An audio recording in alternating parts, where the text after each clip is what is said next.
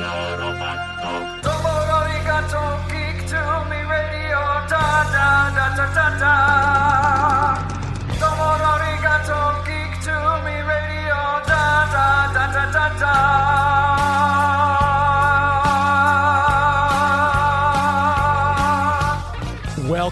Welcome, geeks and nerds, girls and boys, to a brand new edition of Geek to Me Radio. Today we'll have the Toyman himself, Chris McQuillen, on, talking about their upcoming toy show next week, how you can go see it. Then we'll talk with actor Eleanor Lambert about her new movie she's got out. We'll also talk with actor Mina Sundwall about the brand new season of Lost in Space. All that and more, stand by. We're talking TV, comics and movies, and video games. And if you don't know Star Trek and Star Wars, we'll try to explain. There are 12 doctors for Hogwarts houses, 1 ring rules and more. To be the greatest Pokemon master, you must catch them all. You must catch them all. Try to catch them all. Gotta catch them all. Gotta catch them all. And if you're driving around the greater St. Louis area tonight, hearing us on the Big 550 KTRS, thank you very much for tuning in. If you are listening to us out there in the world, on the World Wide Web, streaming us on the KTRS website, we appreciate your finding us there. And, of course, if you're hearing us after the fact on Google or iTunes, wherever you get your podcast from, thank you very much for finding us. Hopefully you subscribe there and giving us a nice 5-star rating. That always helps us in the search engine results, and it kind of boosts the show. So we thank you for doing that. We have a full show, a lot to cover, so we're going to go right to my first guest. He's been on with us before. The owner of ToyMan Toy Show is the best place in the entire area to go. If you're looking for something for Christmas, this is the place you're going to want to hit. Chris McQuillen, how are you? Doing good. How about yourself, James? Doing well. Thanks so much for the time tonight. Another Toyman. This is the last one of the year. It's kind of bittersweet. We know there will be more next year in 2022, but the Christmas show is always such fun.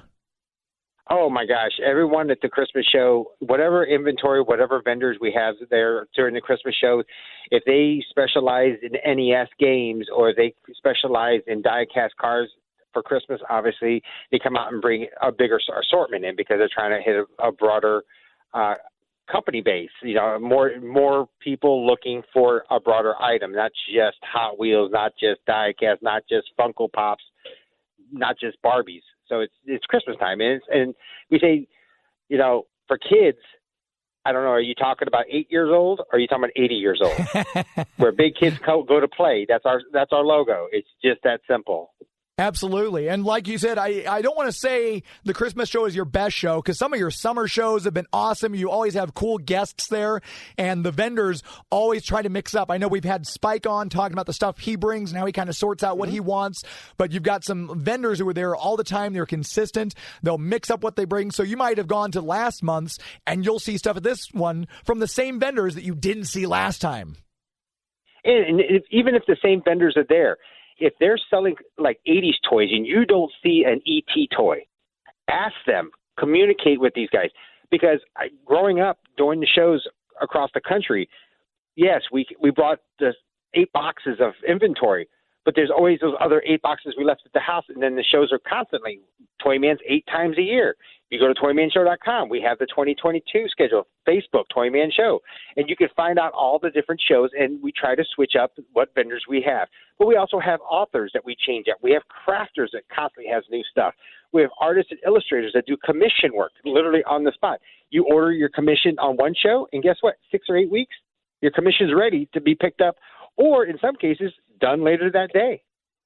Absolutely. It's there's something for everyone, literally, like you said, 8 to 80, because there's a broad range of stuff. You have the die-cast toys, there's the new stuff, there's Funko Pops, there's people with Beanie Babies. I saw Beanie Babies there last time, but they've got people like Tom Stockman has old board games. So there's a huge variety that covers the entire range and gamut of anything you could think. It's more, I would almost call it a pop culture sale, because they've got a lot of toys, but there's also little things I saw, like some guy had a Pac-Man lunchbox from the 80s, metal lunchbox. That was so cool. And especially with Christmas, a lot of people, supply chain issues, people are wondering what to get people. This is the perfect show to go to if you're looking for a unique gift for somebody that you can surprise them with this Christmas. So it's perfect timing to have the show. Oh, yes, definitely. And I mean, any business would sit there and say, hey, I'm going to put a video on YouTube and promote the ToyMan Show. You know what? I don't do that because you know why? A lot of collectors, if you go on YouTube right now and you type in ToyMan, ToyMan St. Louis, or ToyMan Bridgeton, or ToyMan Show, you will find all these videos not downloaded by myself or my staff, but by collectors. Yeah. Ray Castillo, who did an In Love with Toys back in '95, he just did a new one that just was released like a couple months ago, or like 6 weeks ago, 8 weeks ago, when he kind of redid a recap of the last several years. And you can just watch these videos and you're like, these weren't promoted by ToyMan or my staff. These are promoted by collectors that literally are recording it and putting it on YouTube. So don't take my testament. Look at the testament of the collectors that are putting YouTube videos out there. It's like, you got to check out ToyMan. I mean, this show coming up, 142 vendors, wow, 230 tables on 2 floors. And that's remarkable. If people have not been to a ToyMan before, they're hearing this and they're excited now for this Christmas show. What can they expect? Man, instead of, gas prices are hitting $3 and $4 a gallon, $3 a gallon in some places. Instead of driving, and not to knock the Walmarts and Targets and all that, but for $5, you come in, you're going to hit 200 plus tables of probably that Funko Pop that you've been missing. That's a specialized one. If not, several of my toy vendors actually have toy shops in St. Louis. So not only you're going to not just connect with my toy vendors at ToyMan, you're going to connect with their stores also. The shops are in South County, South St. Louis, and St. Charles. All those are included. Those vendors are there. So they're going to have they may have their shops, but they're going to have special prices at the show because they're there. They're in front of you. And you're going to find even LOL dolls. You may find your Barbies, a collector's Barbie. And, they might have sold for $30 or $40 on eBay, but you're going to sell it for $20 or $25 because you're going to get it at ToyMan where it's cash and carry. It's not going to come in your mailbox smashed. Right. You know the condition. Right. Yeah, that is huge because I've seen so many people on Instagram post horror stories.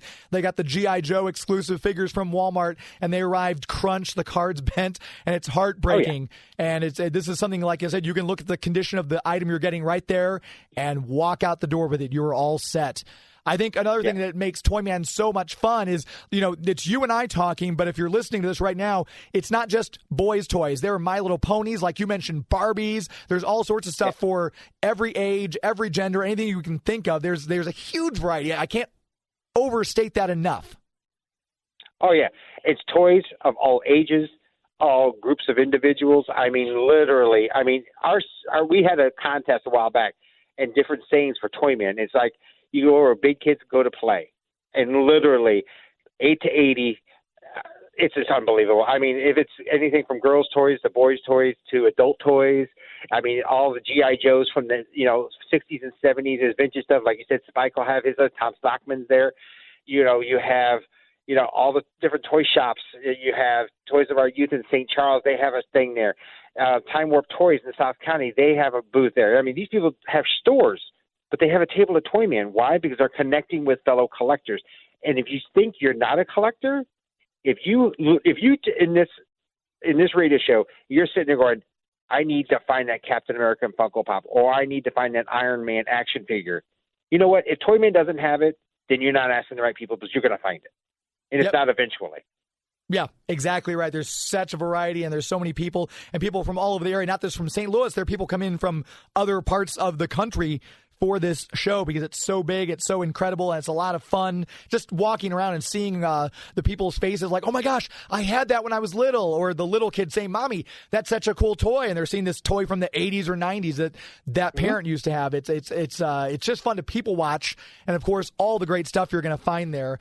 Before we let you go, tell people if they want to find out more, what are the best places for them to go so they can get more information before they come visit ToyMan next week.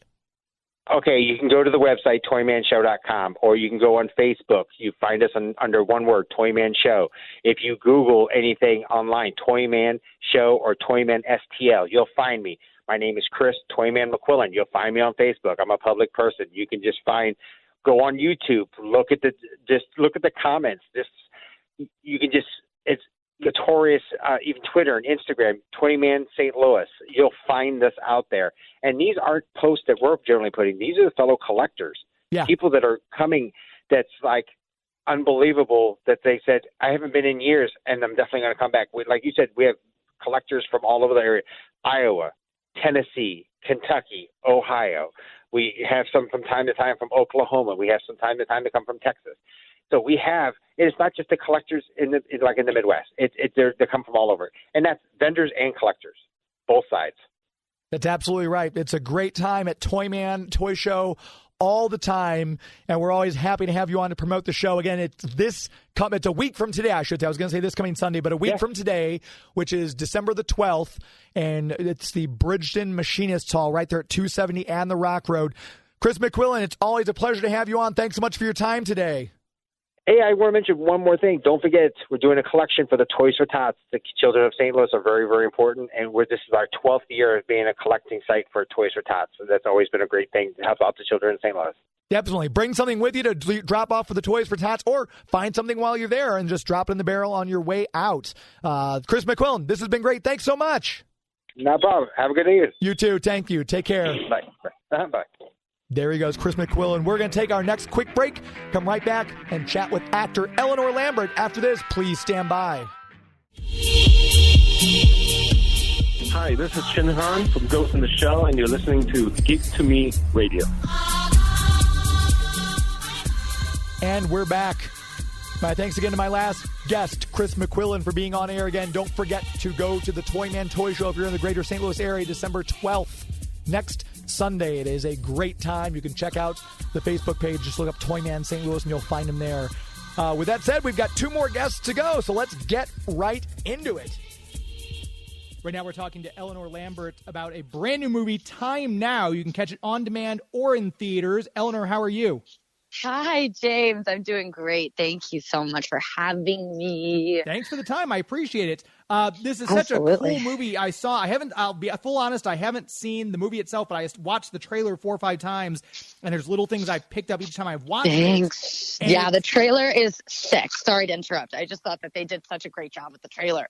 No, it's great because you get a very good flavor for the movie, but it doesn't give anything away. It kind of makes you want to find out where it's going. And especially this time of year, the fall years when, the murder and the death kind of movies kind of resonate. People want to go out and be a little frightened, be a little thrilled. Talk a little bit about, let's start at the beginning. Talk a little bit about being cast in the movie. What was the casting process like for you?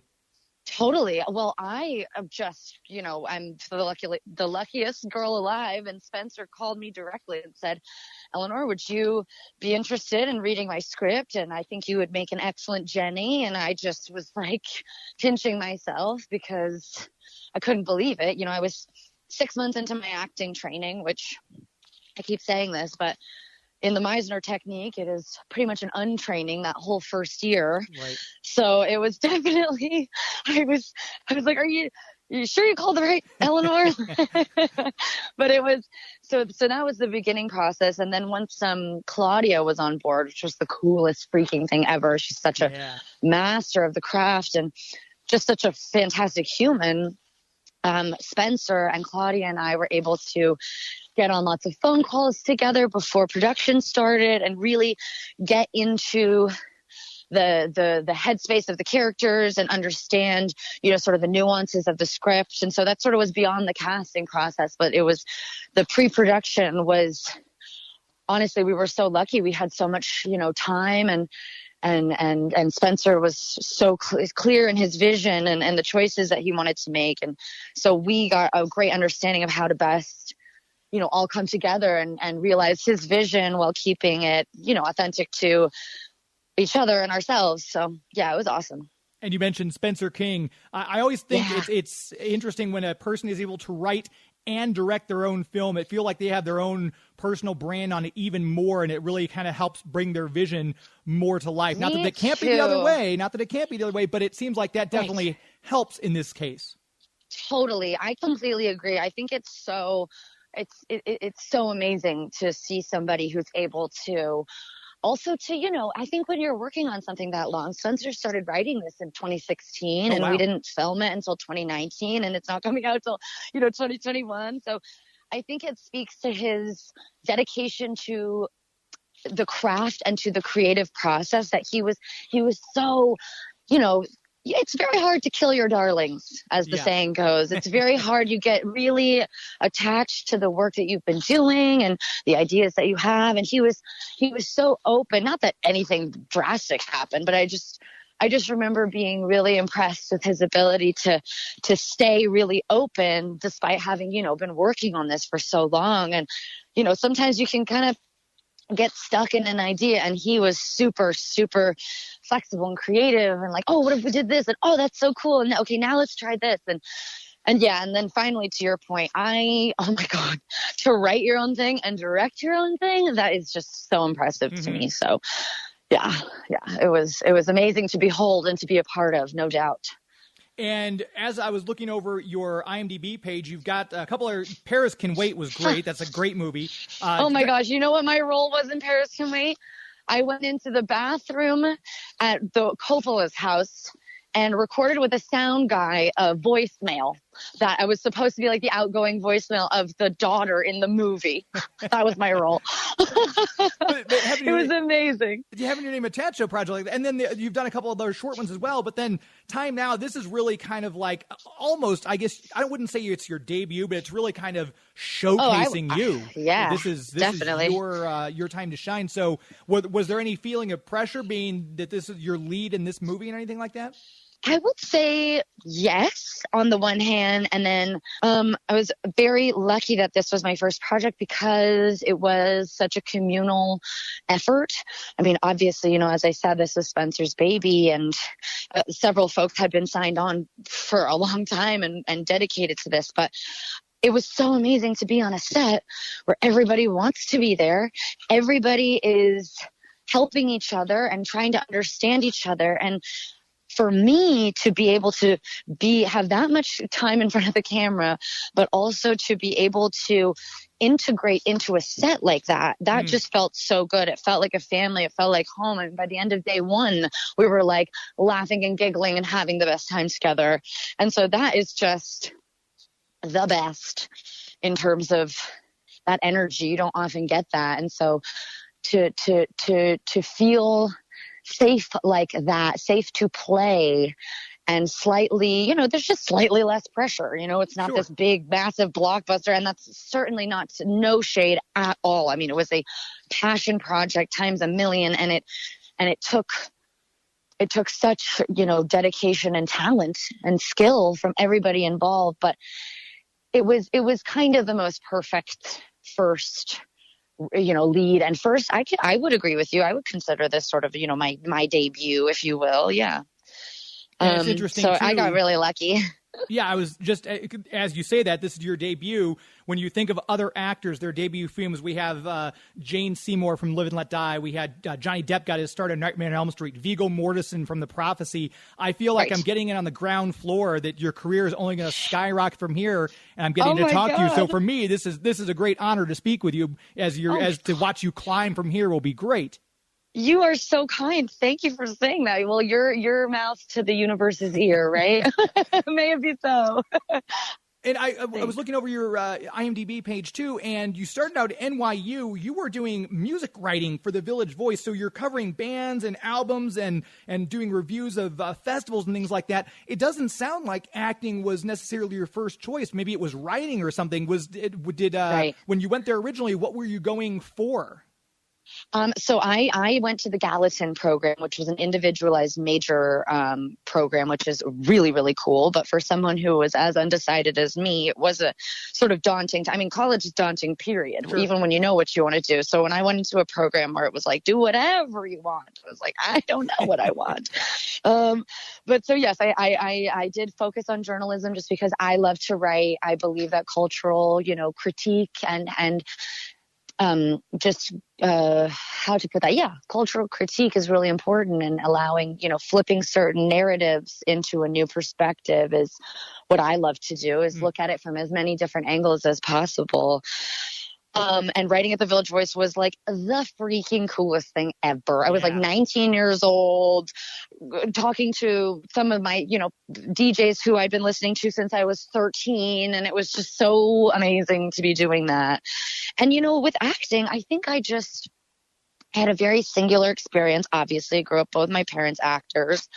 And, so acting, I didn't get exposed to acting as the art form until much later in my life. My dad and I would go see these the most ridiculous, pure entertainment value films. That's what we like to do together.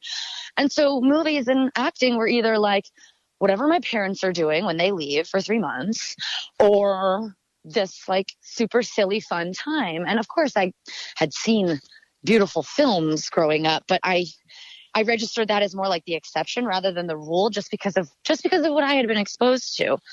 And it wasn't until much later I met my boyfriend, and he's an actor as well. And he had a relationship to, his sides and his scripts that I'd never seen before. And I was really moved and really curious about, I was like, what is going on with you? Like, you are, something amazing is happening inside, and I can tell. And so he was sort of the one that introduced me to the craft and the art form of acting, and the ability for actors to be a vessel in honoring, human experience and portraying reality in a myriad ways. And with both your parents being big box office stars, it doesn't sound like there was pressure on you that you had to go into the family business, but it also sounds like it did help kind of guide you in a way that you wanted to go into this world of acting. It definitely, it definitely was something that I felt at least slightly prepared for, just because of the proximity, and that, I had been on film sets before, right? Just been exposed to just some of those things. But no, there was definitely no pressure. I mean, my parents are I'm so blessed to have such loving, supportive, and encouraging parents. They very much were like, you get to have agency over your life and what you'd like to do with it. And that also set me up to be able to explore some interests before, I think our culture and our schools and our systems, require of us or ask of us to make decisions for the rest of our lives when we're like 17 and 18 and 19. And yeah. I think, that's intense. And that has been, over the last 10 years since I started college, I, graduated, and since I've graduated and all of that, but 10 years ago, was when 2011 was when I started, and, my interests have exploded. It's only now that I'm like, I know what I would do with my undergrad degree, like 10 years later. So in that sense, I was incredibly blessed and privileged to have been able to have some time to really make that decision consciously. And going back to talk about the film Time Now, you mentioned you guys started filming this in 2019. Did the pandemic interrupt the filming at all? Because I've talked to people who started filming stuff right as outbreak happened before, and then they had to shut down because things were still going on. Did COVID affect the timeline very much? No, thankfully not. At least not the production. I'm sure maybe a little bit of the post-production process, just because everything kind of ground to a halt. Yeah, understandably so. Everyone was in the middle of something in March of 2020, right? But no, thankfully it did not. And it was, we were in Detroit as spring was springing, and it was amazing to be in that city. I'd never really gotten to spend so much time in Detroit specifically. I'd spent some time in other parts of Michigan, but it was amazing to be in that city. And, and it's cool because we shot the whole film in 15 days. Wow. So we didn't get very much time, like leisure time to go and explore, but we shot in such, amazing and foundational spots of the city, like the King's bookstore, and like I think it's like John K. King. I could be butchering that and showing my ass, but anyway, I'm 90% sure that's the name. And it was just so cool. I felt so privileged to actually be able to work in the city and get to see so much of the city just through the process of filming. And the backdrop of Detroit for Time Now being the setting, I don't know if another city would have fit the script as I well. know. And it may have just been his original desire to have it set in that area if he was, obviously when Spencer wrote it, but it almost, the city is almost a character in and of itself, the way it plays out in the story. I love that. That is so true. Absolutely. And you're right. No, he wrote it with the intention of it always being in Detroit. Okay. Spencer lived in Detroit for about 5 years and he just loved it. And he really immersed himself into so many different, components of that geography and the culture and the city itself. And so it was awesome to do it there. He knew all the spots he wanted to go and where would be the grittiest and how to light it properly. And it was very cool. He knew what he wanted. And I love that about Spencer. He had such clear vision. He set out the parameters and then he was like, now go play. Yeah. And which is just the dream. You mentioned working with Claudia too on this film, which it's just the cast and everything. This for being, as we've just discussed earlier, your basically debut. What an incredible cast! What a great film to have launch everything for you. This has got to be almost surreal to you. Totally, completely surreal. And also to speak to, the cast was so excellent and the characters were so clear. And I think that's what I loved and what drew me to Time Now is how amazing these characters were written and portrayed to show the wide expanse of responses that people have to a single event and particularly a single tragic and traumatic event. And so I think that, it couldn't have been portrayed better by our cast and by the writing. And that's what I loved about the story is Jenny, we follow Jenny, but Jenny takes us into the lives and into the psyches in a lot of ways of so many other of the other characters in the film. And I think that's what really I loved. People will like this movie so well. I think it's going to resonate with a lot of different people on different levels too. There's the family aspect. There's people who've experienced loss, but there's also people who like that thrill, that adrenaline kind that you'll get from the film, which I think it makes it very universal. And we're going to come right back and continue chatting with Eleanor Lambert right after this. Please stand by. Hi, this is Dean Devlin, director of Bad Samaritan, and you are listening to Geek to Me Radio.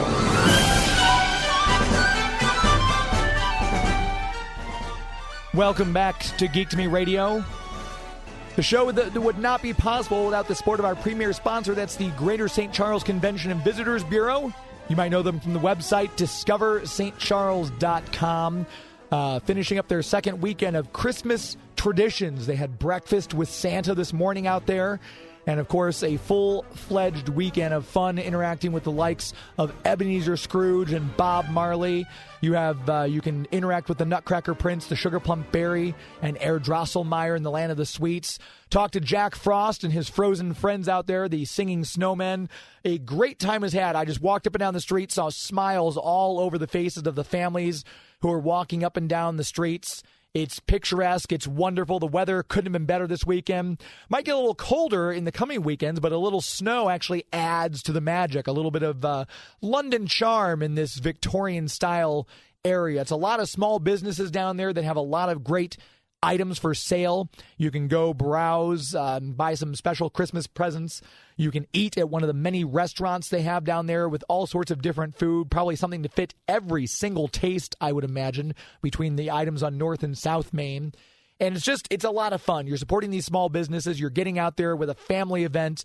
It's just a good old-fashioned holiday celebration. You can plan your trip now. Go to discoverstcharles.com. That's discover stcharles.com. As we always say, it's an historically good time. Very proud to have them as the official premier sponsor here on Geek to Me Radio. Before we took that last break, we were chatting with actor Eleanor Lambert, and we asked her about the universal appeal of her movie that's out, Time Now.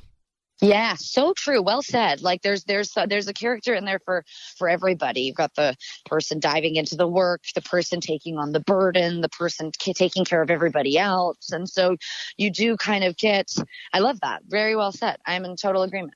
Thank you. Yeah, cool. Yourself on that one. That'll go on the dust jacket when the book eventually comes out that I talk about my interviews. That'll be yes, perfect. And what else? So obviously you've got your entire career ahead of you. What do you envision for yourself as an actor going forward? Is it just, what you're going to take whatever comes? Or are there certain avenues you want to explore?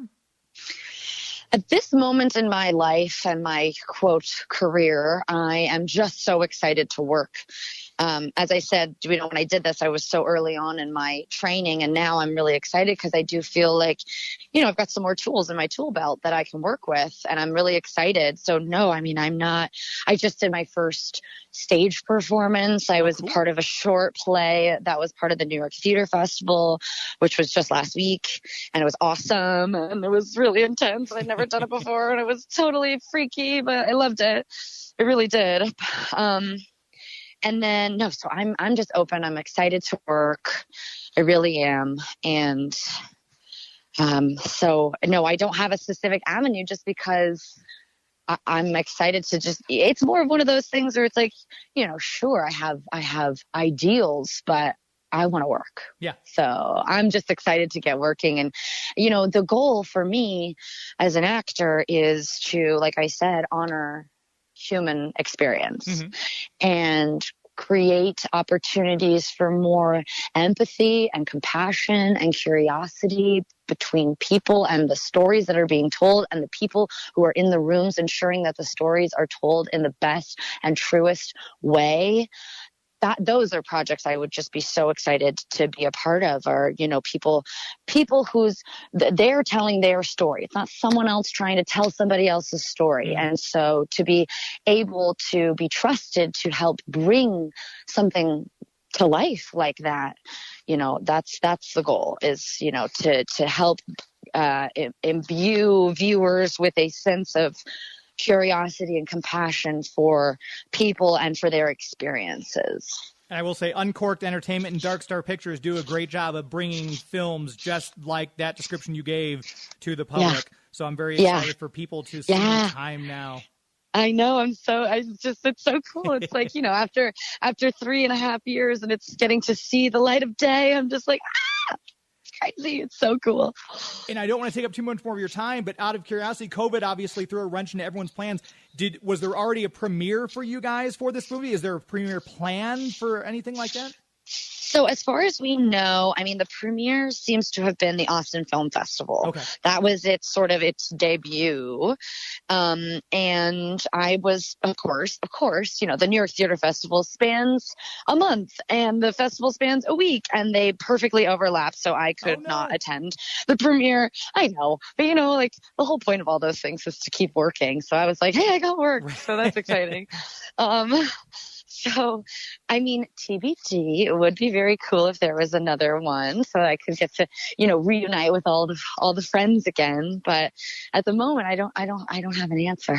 Cool. All right. Well, hopefully something like that would come up. And this has been such a great time to talk to you again. Time Now from Uncorked Entertainment and Dark Star Pictures. It's on demand and in theaters if you're listening to this right now, so go check that out. Woo! Where can people find you if they want to keep up with you? Website, social media handles, things like that? Oh, I'm on Instagram. My Instagram is LO_Kitty, like hello, but without the H. Okay. It was a nickname. It just stuck. But if you search Eleanor Jasmine Lambert, which is my full name, I'll also come up. So. Perfect. Thank you so much for your time today. Continued success. My pleasure, James. Thank you for a lovely chat. Not at all. I'm sure we'll hear much, much more from you. So please come back on the show when you want to promote something else. Thank you. I'm excited. There she goes, Eleanor Lambert. Very excited to have her on. That's the daughter of Christopher Lambert and Diane Lane. Brand new movie, Time Now. Make sure you check that out, video and on demand. I'm going to take my next commercial break. We'll come right back and talk with the star of Lost in Space, Legends of Tomorrow, and more, Mina Sundwall. Please stand by. Hi, everybody. This is Maria Canals Barrera. I voice Talk Girl on the Justice League, and you're listening to Geek to Me Radio.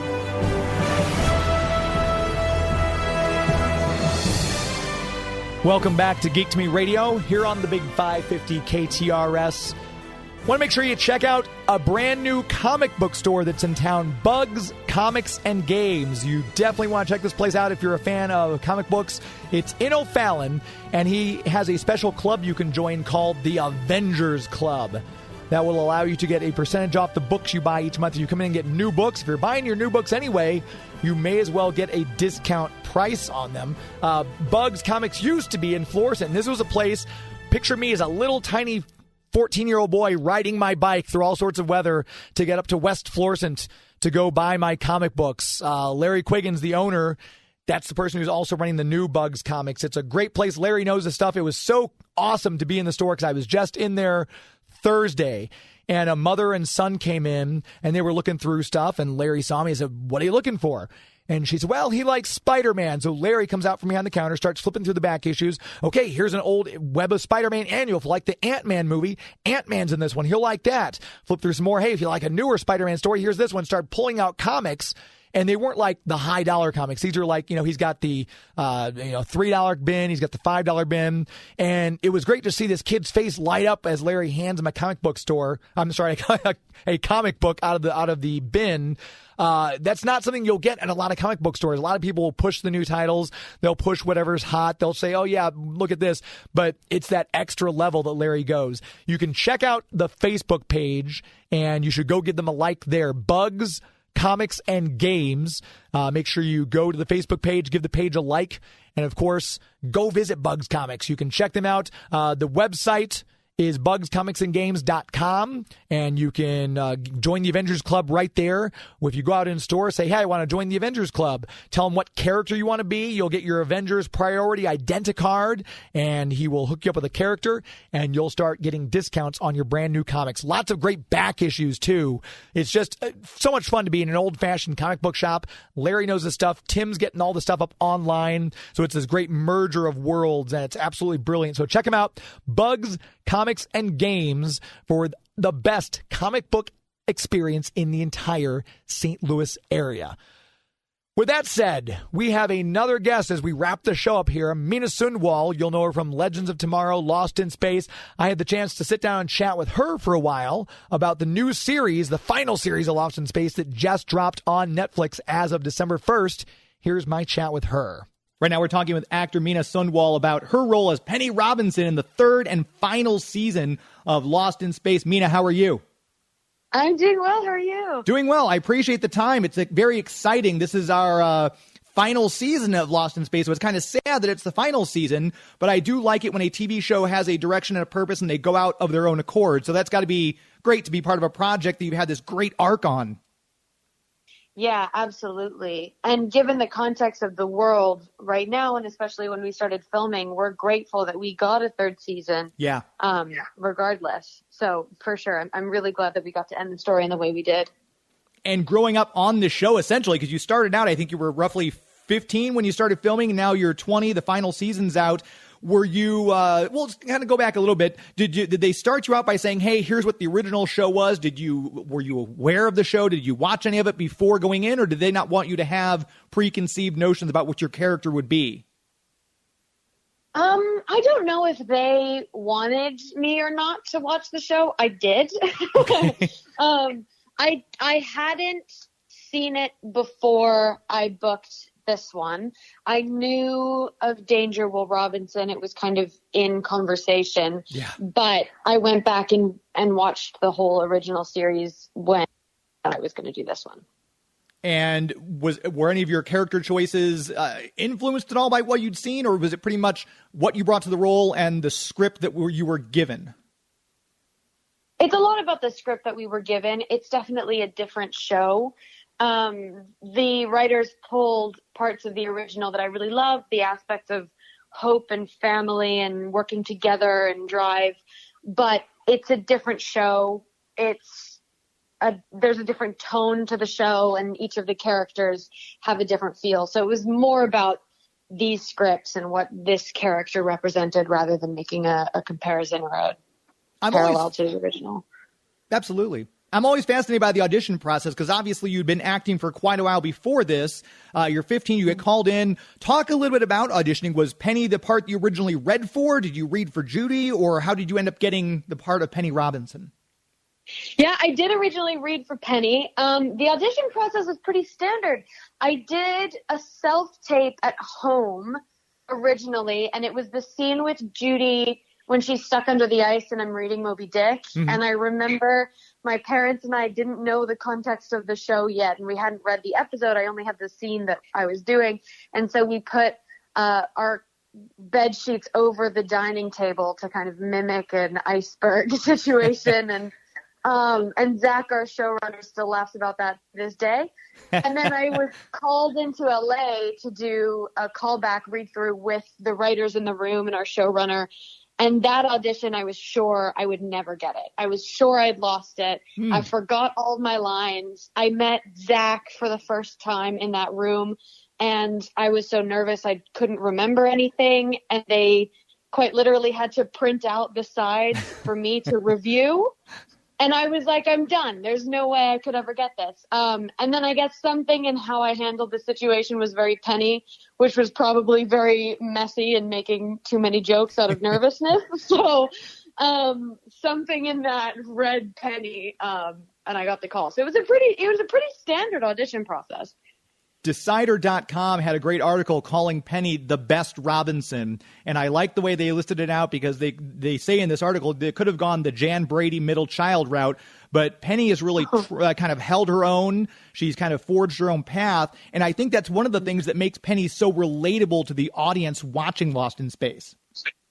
Yeah, that's one thing that I loved about her, and I'd spoken with the writers about making that part of her own hero's journey, is that because she is the oddball in her family. She never, especially season 1 and season 2, I didn't really know, even me, what her purpose was or what she could contribute in a way that made her as equally important as everybody else. She wasn't a Navy SEAL. She's not a rocket scientist or an action hero.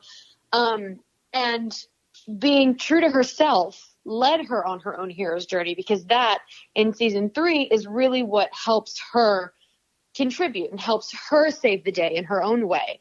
She's definitely, her power is in empowering others, which is another kind of saving the world. Yeah. And being able to follow her journey through that was something that I loved from the beginning. And I'm so glad to see that people who love the show love that about her, because I think that can be difficult sometimes to not put up a front for anybody else if it would be easier. And if you could recognize that it would be easier to fit in. Yeah, and I'm sure it's obviously a great writing team can make anything perfect, but then it takes the actor such as yourself to kind of give that role life and breathe it into it. And this could have easily gone where Penny is very petulant and she's taking these risks, but between the way it's written and the way you perform it, it does come off as very heroic, and just you really root for Penny, I think, sometimes more than any other Robinson in many aspects. Thank you. I appreciate that. We definitely have a great writing team, and they were very open to talking through and understanding moments for all of us. It wasn't quite, this is what we're doing and there's no other option. We never had that. So I'm grateful for that. I started ad-libbing in season 1, and that kind of carried through to season 3 for us. And so I'm very grateful for the writers that we have to have let me done that. Some of the best lines in movies, I mean, you always see these articles pop up from BuzzFeed. Some of the best lines are improv lines. How often are that, like a percentage-wise, how often do the ad-lib lines actually get to be the ones we've seen from you in Lost in Space? Ooh, there are quite a few that snuck their way in there. I don't know. I don't remember percentage-wise, but a couple of the ones that are my favorites in the show just ended up happening on the day. Sometimes it was even something that Zach made a joke about, and I ended up doing in a take. Maybe it would have been funny. Maybe they would have used it, and they ended up using it. It's like Bumper Cars Where Everybody Dies was ad-libbed. That's great. I think. But it's a combo of the two for sure. I didn't go completely off script. I know my lines. Right. That's important. That's definitely important.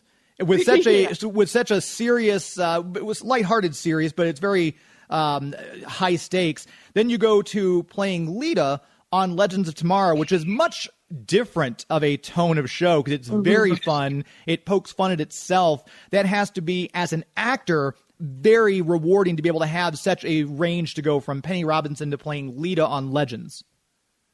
Yeah, it was great. That show and that cast is so much fun. And the crew is so lovely and so much fun to work with. the energy that you see on screen is very much was my experience off screen. It was funny and energetic, and I had a really good time. It was great. Yeah. And having started hitting the ground running as the original cast in Lost in Space, were there any nerves coming into an established cast, Legends of Tomorrow, playing this part? Were there any nerves on your part at all?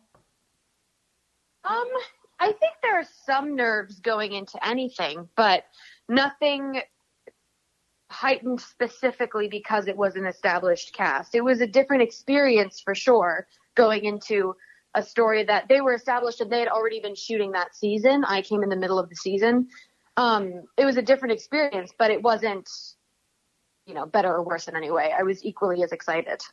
Both very plucky characters you get to play. Who would win in a fight, Lita or Penny, do you think? Oh, God, I don't know.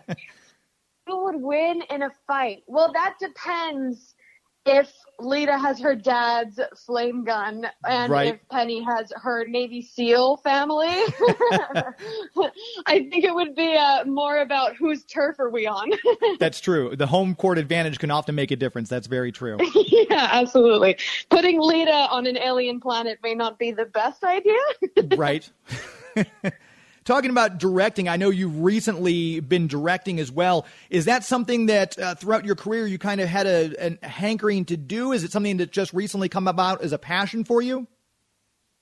It's definitely something I've had a hankering to do for a while. When I was little, I always had to tell stories. There's something about me that I just can't turn it off. I have to tell stories. And the way that I was telling stories when I was very young, I don't think I realized was directing, but in a way it was. I mean, myself for my parents, but it's something I've always wanted to do. And it's a different way to approach a story and be able to have control in a different sense. So I'm hoping that's something that's another long road to tiptoe my way down. And there's a lot of people who become very comfortable on both sides of the camera. If you were at this point in your career forced to say, hey, acting or directing, do you know if you'd want to take one path over the other at this point? Oh, no, I don't know yet. I think it might be a little too early to decide. I'm at the point where I'm still jittery and excited about doing either of them at any point in time. So I don't think I can take quite a stance yet. Gotcha. Well, we'll check back then and see how you feel in a couple more years. Yeah, absolutely. And talking back, if we go back to Lost in Space, we would just watch the first episode. I try to pace myself. I know all the episodes drop at once, but then I feel like I binged it, and then I feel like, the fat kid who just ate an entire pumpkin pie. So I try to binge myself out a little bit. We just watched the first episode, and the first scene where you guys are scaling the mountain and everything, all the stuff goes down. On set, when you're filming that, obviously when we're visualizing after the fact, special effects have been added and everything like that, it seems very tense. When you're doing a scene like that, obviously you're probably not that high off the ground. There's green screen. Is it fun? Do you feel it's very technical, those types of scenes? Or how do you approach the big, momentous, action-packed scenes like that? I find them really fun. I think everybody has a different attitude towards it in a way, but I thought they were fantastic. I actually quite like when a scene is very specifically choreographed, because I think when there are grounding points that I know I have to hit, I have the freedom to do whatever I need to do in between them. So I really loved it. And I had never done a stunt like that before for the show. So it was something new and exciting. And I actually felt kind of equally as nervous as Penny would be in that scenario, not quite for the sake of falling off and potentially falling to your death, but more for the sake of looking like I was knowing what I was doing. Yeah. But I thought it was great. I loved it. And we got to do training with wire work beforehand with our stunt team, who are incredible and so much fun to work with. So we knew we were very supported. And they had done it in a way that was also fun and never boring or too technical. With working on this, you've obviously gotten a lot of great experience early in your career too. Like I said, my goodness, you're only 20. You've got all this great experience with the stunt work, the wire work. You've gotten to direct. You've been with other cast members. You're learning new things. What is your biggest takeaway from Lost in Space? Like, obviously, on a personal level, it's a great project you've gotten to work on. Your personal takeaway, what has been your biggest learning point or growth point having worked on this series? I think having done so many new things consecutively and having to catch up quite a lot in a short amount of time, especially season 1, the biggest lesson I learned is that I would always rather give 100% and fall flat on my face than give 50% out of fear of embarrassment. Yeah. Because there are times when you're doing things that are new that you feel ridiculous. Green screen acting can feel ridiculous sometimes because you have no idea what it's going to look like. You have no idea what you're going to do. But in a show like this where there's so much going on, you just got to go with it and have fun. And then at the end of the day, there are so many other elements around that are beyond your control. I think that's the thing that I learned the most for me personally that I carry, in life in general. Looking at some of the stuff you have going forward, I noticed you're listed as a psychology major, which I have a soft spot for. That's one of my degrees that I got. And I think that really helps people in your profession because you've got to put yourself in different mindsets. Was that at all influenced when you decided what major to go for, or was psychology just something you always had an interest in? A little bit of the two, actually. I always had an interest in it. When I was younger, I was really interested in trying to figure out why people did certain things or what makes one person, quote unquote, different from another. What is the one piece that differentiates us from each other? And when I was looking at universities and kind of deciding what I wanted to do, I thought psychology applied to so many different areas of my life, especially when it comes to work and understanding people. And every time you get a script or a character breakdown, it's like a lesson on life in a way. You get to see the world through a new perspective. So a combo of the two. It was something I'd always been interested in, but it definitely was emphasized and reiterated through everything else that I was doing. Do you have any aspect you particularly feel like you're going to focus on, be it Freudian, Rogerian, any behaviorism, anything like that at all? Do you know yet, or are you kind of just taking the broad steps at the moment? I'm still in the stages of taking a broad step. I do have to specify soon, so I'll let you know. Okay. But I haven't picked a specific specification yet. Perfect. It's very exciting just to see your talent rise. I mean, just the journey that Penny herself as a character has been on over the course of these 3 seasons, and I'm sure we'll have plenty more to look forward to. Are there any other projects that either you're acting in or directing that we can watch for you coming up soon? Yes, I just wrapped a film at the end of October that I'm very excited for. I'm super passionate about it. It was A Labor of Love, and I can't give very much info on it yet, but I'm really looking forward to it being out. Perfect. We'll keep an eye out for that as well. Where can people find you on social media, websites, things like that, if they want to keep up with you? Yeah, I'm my full name at Mina Sundwall everywhere. Perfect. This has been absolutely a blast to talk to you. It's such a fun show. Again, all 8 episodes of Lost in Space, the 3rd and final season, are available on Netflix right now. Go check them out. Mina Sundwall, thanks so much for your time. Thank you. This has been so fun. A lovely person. I enjoyed my chat with Mina thoroughly, and I've only watched the first episode still of Lost in Space. I haven't binged past that one, but there's so much stuff to watch. So luckily, I'm kind of taking it in little bite-size portions. We'll probably watch the next couple of episodes here this week. But so far, I think I love it when a show goes out on its own terms. And 3 seasons and done. I think they'll wrap this story up very nicely. I'm excited to see what happens to the Robinson children here at the end of Lost in Space Season 3, now on Netflix. Thank you to all my guests today. We got to talk to Chris McQuillen, Eleanor Lambert, the movie Time Now, and, of course, Mina Sundwall. I want to make sure we tell you about our movie sponsor before I let you go, which is, of course, Marcus Theaters. MarcusTheaters.com is the website. You can find the location of the Marcus Theaters or movie tavern closest to you. Right now, it's a great time to get some gift cards if you want to get some gift cards to give as stocking stuffers or gifts for people. And, of course, if you go to the website, MarcusTheaters.com, they have a promo code 25December. 25% off snacks and sodas when you order online. Again, that promo code good now through December 15th is 25 December. You can use that online. And, of course, join their magical movie rewards program so you get points for seeing movies. MarcusTheaters.com for the best movie-going experience in the entire galaxy. That's going to do it for us Again, make sure you check out the ToyMan Toy Show a week from today, starting at 9 a.m. Early birds get in at 8:30. Just check out Chris McQuillen. Look for ToyMan Toy Show on Facebook to find out more information. Hopefully we will see you there. Again, thank you to Eleanor Lambert. Check out Time Now Video and On Demand. And thank you to Mina Sundwall for joining us. And as always, thank you to Joey V, my executive producer, for making this show sound as good as it does. Until next week, my friends. It's not in the way you love Scotty Young art. It's not in the way you play Mario Kart. It's not in the way you look when you make Game of Thrones references. That's our show. This is Geek to Me Radio. That's our show. This is Geek to Me Radio.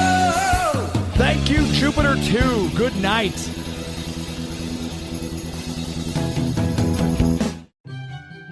Hey kids, are your parents about to buy you a shiny new toy from Amazon? Hi, I'm Chucky. Wanna play? Well, don't be selfish. Share some of that money with us. Before going on Amazon, make sure to type in bit.ly/geek2me in the web browser. It will look just like Amazon.com, except it'll say referral Geek to Me Radio up top. And then when you check out, a tiny percentage will go to support the show without costing you 1 cent more. So before your parents get you that gizmo, gadget, or widget, make sure they type in bit.ly/geek2me in the web browser. bit.ly/geek2me. bit.ly/geek2me.